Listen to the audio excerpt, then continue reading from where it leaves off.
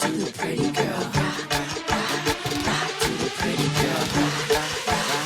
Now what's your name? Mommy! Oh, it's a baby!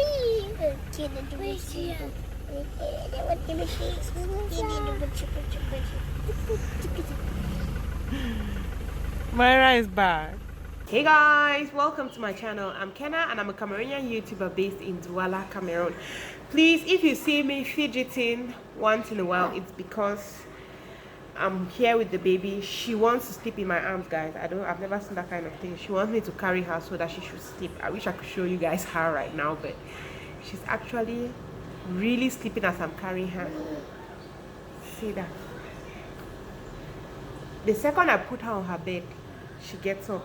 So she just wants me to be feeling her. So I'll carry her while doing this video. So if I fidget once in a while, know that it's because of this little woman. She's trying to distract me from this video. Okay, so as you can see from the title, my baby fell sick at 5 weeks. It's not the best story I would like to tell, guys, because it was really emotional. It was really horrible. Like, I don't wish that to happen to anybody. I don't wish, even my worst enemy, I would not wish your baby to fall sick, especially when the baby is that fragile. My daughter was only four weeks and some days old, and she fell sick. How did it happen? Actually, this is the season for the flu, so a lot of people are having the flu. And Caden, when he goes back to school during this period from September till like November, December, it's always the flu is always out there. Everybody has catarrh, cough, people are coughing and stuff like that, and you know that you can easily catch that from somebody. So Kaden went to school and brought that home.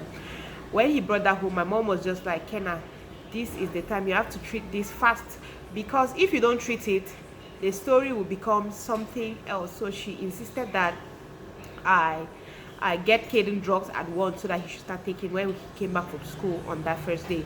I went to my emergency box. Is it emergency box? My first aid, invisible first aid box, yes. And I got drugs there that I keep for the flu, and I gave him to take. Okay, Caden takes this and he starts feeling better, but Monique had already had it. So Monique, when Monique is sick, she doesn't take drugs, but when she's not sick, she takes drugs. So I forced her. Monique was refusing to take the drugs. I had to basically fight with her, and I don't like when Monique falls sick, because when Monique falls sick, it is very, very difficult to actually put her back, like to get her back to normal. So Monique started with the catarrh. Her nose was running and running. I was there struggling to just get rid of this catarrh. And the bad thing is, Monique is with the baby in the house 24 hours a day. I say Monique is with the baby all through the day, but Caden, at least, he goes to school for a couple of hours before coming back. And as Monique is in the house with the baby, she's constantly kissing on the baby and hugging the baby and just things like that. So it's easy for her to give the baby the catarrh and the cough. So that's what happens. Monique was there busy kissing the baby. She started coughing. She was busy kissing the baby. You pull the baby away. She keeps doing that and doing that. We're giving her the drugs. She was not getting any better. She gave the catarrh back again to Caden. Both of them divided it now to the baby. And after 1 week of me struggling with them, unfortunately, the baby had catarrh. Her nose was getting blocked. I was just like, okay, I just hope that it's only the catarrh. I hope that it's only this catarrh. I hope that she will not soon come now and have cough. Guys, the catarrh was struggling. I was scared first of all to give her. So somebody was like, just keep giving the baby breast milk. So I continued giving the baby breast milk. The first day, nothing happened. The second day, the baby started coughing. I got there, it was the weekend. So I was just like, okay, let me see how it goes. The third day was a Monday. The baby was still, she was not having a temperature or anything. The catarrh had gone, but she was still coughing. And they just insisted that this baby is too small, just be giving the baby breast milk. So I was giving the baby breast milk, and then I went to the pharmacy by me, and they gave me the cough syrup and said I should give just a little to the baby. So I was doing that. And guys, on that Monday night, we slept in the night. The baby's temperature was over the roof. She was hot. Both of my kids were hot. Monique was hot. The baby was hot. I did not sleep because I sleep with both of them for now. I could not sleep. I was so nervous. I was scared. Like I was just panicking. It was horrible. I was just panicking, and I'm like, oh my god, I couldn't wait for the morning to reach. And the bad thing is, I didn't know exactly how high the baby's temperature was because my thermometer, like I said, the kids broke my thermometer, and I'd be lazy to buy it. But after that, I just went and got the thermometer. So I was just lazing around to buy that thermometer, so I could not really know the baby's exact temperature while all this was happening. So I didn't sleep at night. I just got up in the night. I prepared our things because it was like 3 a.m. The baby wasn't sleeping. She was crying because she was struggling. She couldn't breathe. She kept coughing. And I was like, oh my god, this cannot be happening. I burst into tears a couple of times at night, but not that serious. I just cried a bit like, oh my god, this baby is in pain. This baby is suffering. I slept in the morning. I got up and told my husband, okay, when we drop Kaden off at school, we're just going to go straight to the hospital because I'm not at peace. This baby, she was just weak. She wasn't eating anymore. Like, knowing Myra really eats, so Myra was not eating anymore, and I was just like, hey, this cannot be normal again. This is something else. It's something else. It's not normal. I just have to go to the hospital with her. So we left. I went to the hospital. When we got there, we were the first to get there. I was just like, hey, I want to see the doctor. I want to see the doctor. So the nurse there was like, okay, no problem. And then she asked me, is your baby insured? I was like, I don't know yet, because sometimes when you give birth, it takes time for the baby's insurance to be confirmed. She was like, you have to go downstairs to find out if this baby is insured or not, so that we know what form we're going to fill for the baby. So I was like, okay, no problem. She says, you give me your baby to carry while you go downstairs to find out. I was like, no problem. I got up. I wanted to give her the baby. She was just like, you know what, let me just take the baby's temperature before you go down, so that when you come, you just go straight into the doctor's office. I was like, okay. That woman took this digital thermometer and put it at the baby's forehead. When she put it, the temperature was like almost 39, was like 38.999. So she panicked. She was like, Jesus, this temperature is too much for this baby. A baby of this age cannot have that kind of temperature. She already got me scared. I was like, really? She's like, yes, no, this is not possible. You have to go now. You will not see the doctor, but let me take with the normal manual thermometer and let's see the temperature. She checked, it was higher. She screamed. She was like, hey, this baby. Oh my god, guys, that one just broke me. First of all, I'm like, this medical personnel in Cameroon, we have to fire some of them. Like, you can't be frightening the patient like that. She had to at least make me she didn't even have to tell me. She would have waited for the doctor to handle it. But as she shouted like that, I grew really scared. I'm like, hey, what's happening to my baby? She just ran and entered the doctor's office, gave the doctor my document, and she said, go and enter, go in. The doctor was about to go for round, so the doctor was like, okay, no problem. He's going to go and he'll just take me and see what's wrong with the baby. Since the baby's temperature is high, the doctor went. But I love my doctor, my pediatrician. He's very, very calm and collected. And he made me feel comfortable. He was like, no, I should not be nervous. Everything is okay. It's nothing too serious. Let me not start feeling as if my baby is dying or something. So he now checked the baby, and he was like, okay, no problem. The baby's temperature, she's really hot and all that. And when the baby is that hot, we have no choice but to keep her in. He told me to dress up the baby because we undressed the baby for him to examine the baby. While I was doing that, inside my head, I'm like, if this is a baby, it's just catarrh and cough. People should put down the temperature, give her some cough medicines and catarrh, and then we go home. I don't have to sleep here with the baby. It's not necessary. So I was there trying to convince him, like, well, but doctor, it's just catarrh and cough now. Can't you just... The doctor was like, no, her temperature is too high. We need to see. Maybe there's something else wrong with her, because catarrh and cough cannot make a baby to be this hot. As I was there struggling to convince the doctor, as I was trying to convince the doctor, my baby just threw up. God, I started shaking. I was like, Jesus, she threw up everything. Because before we entered into the doctor's office, I'd been feeding her. She just threw up every single thing that she had eaten.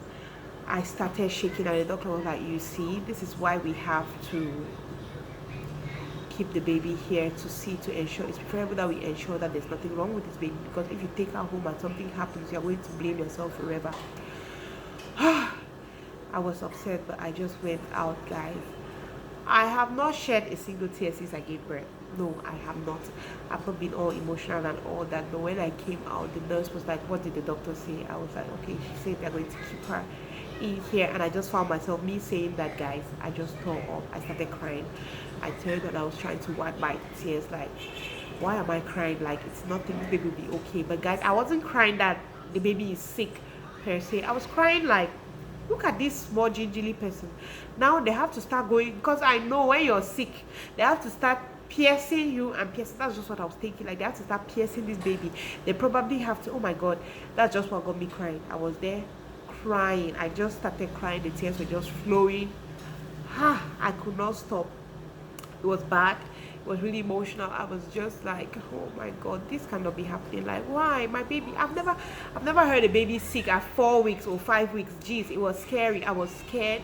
It was just a whole horrible set of feelings. I just went, did all the papers. They admitted us, and when I went, they had normally in the hospital, when they go, they always put you, I don't know how they call it, there's this thing that they put to put a drip. They also put drugs through it. They put that thing on her hand, and before they wanted to put it, the nurse, I was still crying. I carried the baby and I was still crying, and Monique was just looking at me like, what is this woman crying for? So the nurse who had to do that came, and she was trying to talk to me. She was like, okay, madam, I can see you're crying, and we have not yet pierced this baby. We have to pierce the baby because we have to put her drips and we have to put her drugs. Will you be able to carry this baby while we pierce her? Guys, when Monique was sick when she was like 6-7 months, when she just started creeping, she was like 7 to 9 months, between 7 and 9 months, and I could take it. A lot of people were like, oh, you're a strong woman, because I used to hold Monique. They'll inject her, they'll pierce her. Monique would cry, but I wasn't crying, you know. I just broke down once, but I still didn't cry. I was just strong. I was just like fed up. But guys, with this baby, I had already started crying because she's too small and fragile. So I was like, she was like, will you be able to hold the baby, or would you prefer that I hold the baby and then somebody else comes and does it so that you can wait in the baby's room? I was just like, you know what, I'll wait in the baby's room. I cannot go through this. Like, I cannot handle it. I don't think I can handle it. I went. When they came, they had pierced the baby on the spinal cord, because is it a spinal cord on the back, because they said the doctor wanted to take whatever to do meningitis test. They had put the thing on her hand for the drip. Oh my God. And she was just like, the nurse was like, but she didn't cry, your baby is a strong girl. And I was like, wow, okay, that is nice. So she didn't cry that much. And then later on, we sat there, the lab technician came and took her blood. She didn't cry. I was like, okay, thank God that she's not crying. So yeah, we were in the hospital for 3 days, guys, 3 good days. And the baby took 8 drips, but not 8 big drips. Like, there's it's small drips for babies. I never knew that they gave the baby 8 drips. Some days I would cry. I was stressed. I was tired. I did not sleep for those 3 days, because when the baby is taking the drip, like in the night, you have to carry her so that the drip, so that she should not. This baby is actually messing the air. She's farting. Okay, so that's just what happened. That's just how it went down. It was an emotional 3 days for me, because just seeing your baby in that fragile state, it just gets you scared. It just gets you shaken. Like, oh my God, what is happening? What will happen? And things like that. So that's what happened. When we came back home, and we are fine. She is fine. She is eating. She's like, when we came back home, this baby was like, I'm going to catch up for all those days. She's not sleeping.